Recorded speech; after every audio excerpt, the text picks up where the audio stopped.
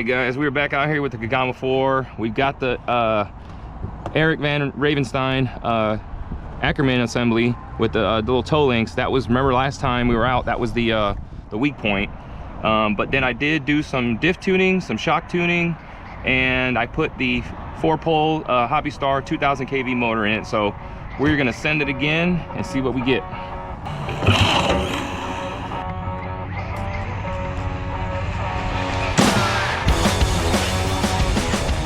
Let's go, baby. Woo!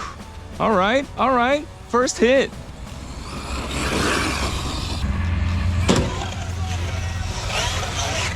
Oh, I landed rear end first. Did anything break? Oh yeah. Oh no, maybe not. I think the body just got caught up under the wing, on top of the wing. We might be good to go, son. Send it. Oof, let's go. All right, dang it, this stupid thing, that's my fault. I got the body clip off of it.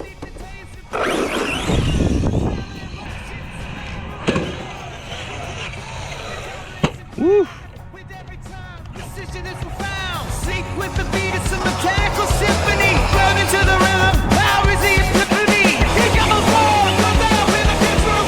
Oh, she drifts in the grass, though.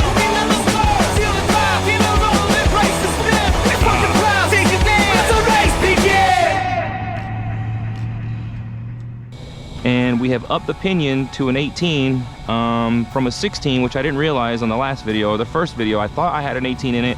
It was only a 16, and it did 62 miles an hour. So with an 18, we'll see if it does any more. It really didn't need that much more, but we're gonna find out anyway. Let's see what we got here. Ooh, she's got wheelies is what she's got. Oh my God. I literally got to just as I was about to hit the curb.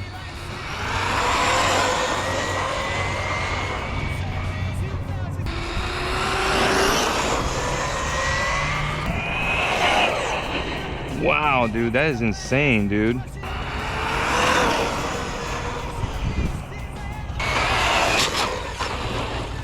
Oof, I came real close to that pole, dude.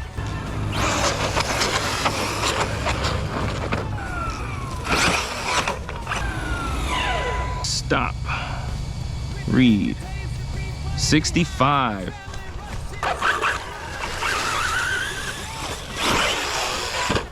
All right, KAGAMA 4 time. Let's do this, man. Oh, turtle right off the rip, dude. Let's go, baby. Oh, nice.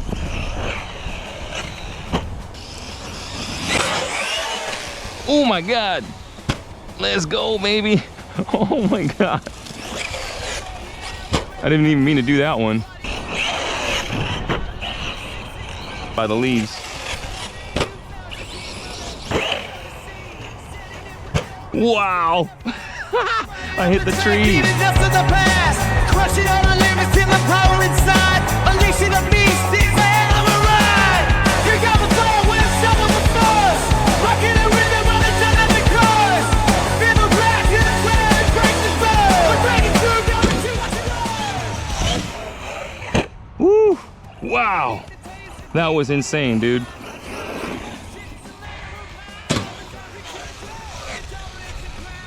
Woo! Let's go. Now she's soaring, baby. That's what I'm talking about. Yeah.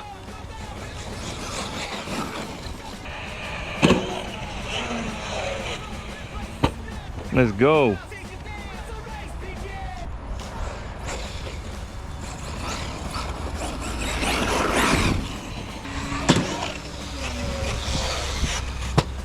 Whether or not the steering ears hold up and whether or not the ackerman arm holds up. That was a weird one. Shot me nose down. I should have just hit the brake and completed the front flip.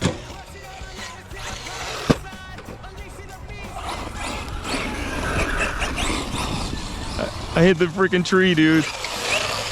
That was freaking cool. Oh, I had the right angle. Wow, that was crazy. It came off the lip like super backflipping. Ooh. Oh.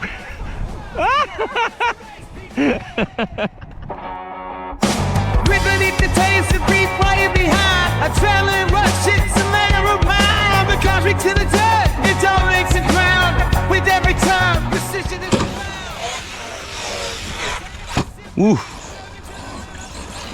Nose dove in on the landing.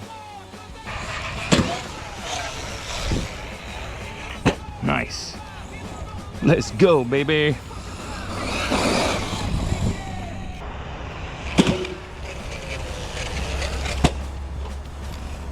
Uh-oh.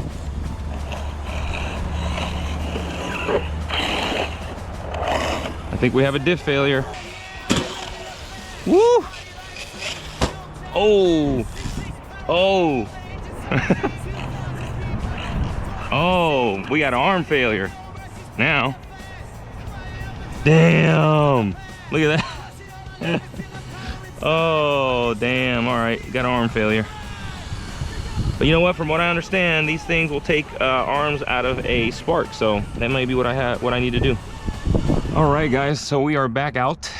Went home last night, fixed the rear diff issue, made a couple more adjustments to the shock system, and got back out here to give it another run, just to see if my adjustments made a difference. And realized I left the body at home, so. She's gonna be running like this, man. It is what it is.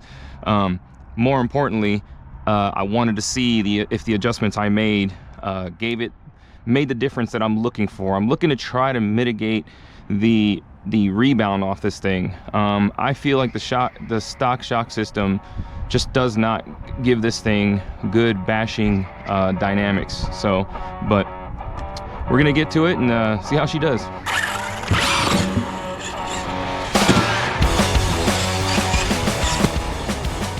Okay, maybe not. It definitely is more stable now. Let's go. Oh man, I'm getting all that dirt inside.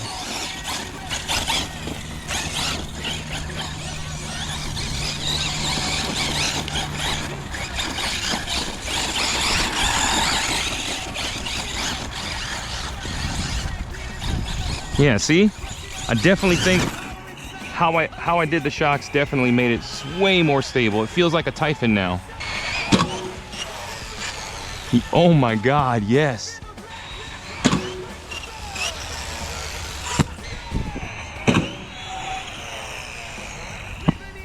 Yeah, see?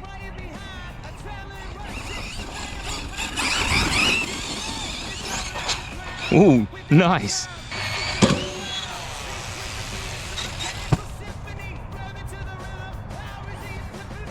Yeah, she likes to just bounce, dude. I think we might have to, I think it's the bladder style shocks, man. Woo! That was crazy, bro. I did a front flip, then almost a back flip, and then...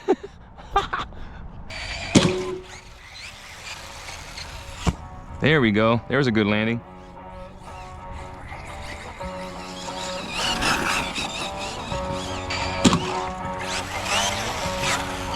Yeah, baby.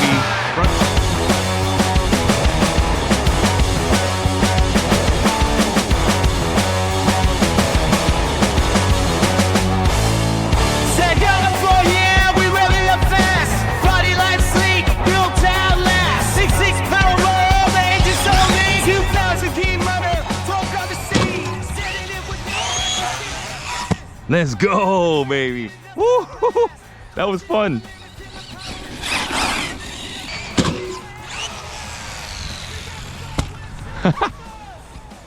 Oh, let's go, baby.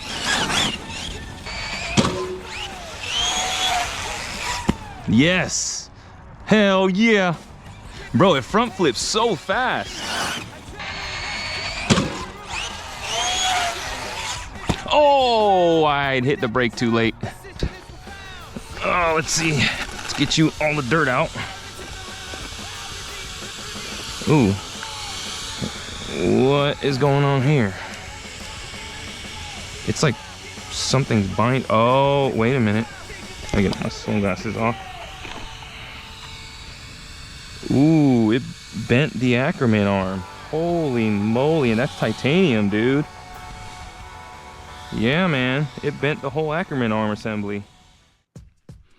All right, guys, we're here back inside the shop with the KAGAMA 4. And so that was a fun bash. I learned a lot. And so I'm gonna share that with you guys. Again, before I say anything, I don't work for TC and I'm not an RC engineer. I've said it in before, but a lot of what I do is just based on trial and error, you know, and I don't have necessarily any kind of evidence other than what you see on the video to prove whether or not what I try works. For me, it works. And so I've said before, I try things. If they work, I keep them. And if they don't, I don't. So these are just my opinions as to what I think, you know, makes the rig better for what I like to do, which is extreme bashing. So first and foremost, the failures we had in the video were the rear arm and the rear diff, the ring and pinion, mostly the pinion, pretty much stripped out. So to fix the rear arm and the ring and pinion, I put a Asuga / KAGAMA rear diff assembly. I got it off of Jenny's RC, which, by the way, jennysrc.com. It's a great resource for all these, you know, major brands. So I put a 6S KAGAMA / Asuga rear diff assembly. I went ahead and tuned the diff itself. I put 60K fluid in it. Then I put it in the car, and then that gave me an automatic upgrade because the out drives are now the spring steel instead of the stock steel that comes with out of the box. So then I had to fix the rear arm, but I ran into a situation where I don't have a lot of spare TC parts. And that's one of my only gripes with TC, is that almost any part that you need for an ARMA, you can go on Amazon and order it and have it within a day or two. Okay, that's just, I guess just, I don't know. From what I understand, TC has been around longer than ARMA, but somehow ARMA has a bigger stronghold in terms of parts availability in the US. I think that's something they should fix 100%. I think you should be able to go on Amazon and order parts and have them here within a couple of days, just like ARMA, just like Traxxas. You know what I mean? So that we can just get parts. We want to be able to have parts readily available. Now, don't get me wrong, sometimes you order parts from TC and it gets here in 2 or 3 days, which is insane, which is, I mean, it's great. But typically it takes about a week, sometimes a week and a half, depending. Anyway, point being is I put the rear arms. To fix the rear arms, what I did was I installed rear arms out of a ARMA Typhon. Those worked great. I mean, the last 2 or 3 minutes of the video, that's what you see is these arms installed. I have no reason to believe they won't last because they last on my other Typhon that I just put out last week. Those videos, the OG Typhon has these arms, the stock arms, and they hold up great. So Typhon arms will fit on the KAGAMA 4. I also put the C and D block out of a 6S TC car, so that's an upgrade. That's really easy to do if you go on to Jenny's RC again, and I'm not sponsored by Jenny's. It's just a great resource. You go to Jenny's RC, you get the C and D blocks. You could even get the A and B blocks, and just pretty much just upgrade the whole entire section, all those different parts with just stock 6S parts. But so I upgraded the C and D block. I put ARMA Typhon arms on it, and then I put a 6S differential assembly in the back to fix all of those failures that happened. Now, suspension. I hate, maybe hate's a strong word, but I don't like the stock suspension on this car. To me, it's way too stiff. Dampening's too stiff, springs are too stiff. So what I did was I put 20-weight oil in both front and rear shocks down from 35. So I kind of decreased the dampening resistance by putting a lighter fluid. And then I put ARMA Italian springs on the front. So front ARMA Italian springs on the front. And then I put front Creighton springs on the rear. And that gives me this action, which is you compress the suspension and it slowly rises. With the stock springs, what it would do was you push this down or you land off a jump and it wants to just bounce right back up. Like it wants to bounce back up, and I need it to just I need it to land and settle and not want to come back up so quickly. So anyway, point is I didn't like the way the shocks, the dampening and the springs were, so I changed that. As I said, Italian front springs in the front, Armor Creighton front springs in the rear, 20 weight oil in the shocks. As far as any of the other upgrades, I've got the Hobby Star 2000 kV motor in it. I've got the Hobby Wing 8BL 150, and then I've got the Perfect Pass Monster Servo in it. So those are the upgrades, and it's geared 18 to 52, which is the stock spur gear, and a 18 tooth pinion. And I think that's about it. So yeah, she ran out good. As far as I'm concerned, this thing is awesome. It's a lot like a Typhon. It front flips really good, which I will say Typhons aren't really as good as at front flipping, but this thing, man, this thing will do front flips all day long. As you saw in the video. I mean, it's almost too much. Like, you hit the brake and it just wants to rotate forward really fast. You got to catch it. So, but anyway, I think I covered everything as far as the shocks, the rear diff, the motor. I can't remember what. Oh yeah, the front Ackerman arm failure. Okay, so I've got the upgraded one from EVR, which is Erik Van Ravenstein, and you can find him on Facebook. He's not a store and he's not a company. So if you want some parts from him, you gotta search him on Facebook and then just message him, and whatever you want, he'll quote you a price. So, but the EVR little toe link ends here, they held up great. The front Ackerman arm did bend, as you saw in the video, but again, I don't blame that on the part. I think the part is way more robust. I mean, if you just compare the two, the EVR Ackerman arms, it's thicker and it's made out of titanium, so it's a better part. But I landed nose first so hard, man, and you know, it kind of is what it is. The part's only going to take so much, so that is what it is. I will get that fixed, put it back together, you know, not a big deal. So I still think it's worth the money. Still think it's a very well engineered and put together upgrade that if you weren't landing from 30 or 40 feet up and 100 feet out, nose first would probably survive anything else you can throw at it. So it is what it is. Anyway, so hopefully soon I'll be bringing you a Spark video, which is funny because a commenter asked about comparing a Spark to a Typhon, which for some weird reason I have a Spark in my inventory that it's been sitting there for like a year, and I've only ran it a couple times, never made a video on it or anything like that. And so I think it's time I bring it out and do a comparison video between those two, so stay tuned for that. But for now, this thing is awesome. I think it's a lot of fun. I've obviously gone way off left field with all the upgrades. It's not meant to take a 6S motor, 6S ESC, and all that good stuff. So I think in stock form, it's probably more than enough for most people. But anyway, all right, guys. Thanks for watching again. Hopefully soon I'll bring you guys a Spark. Keep on bashing, guys.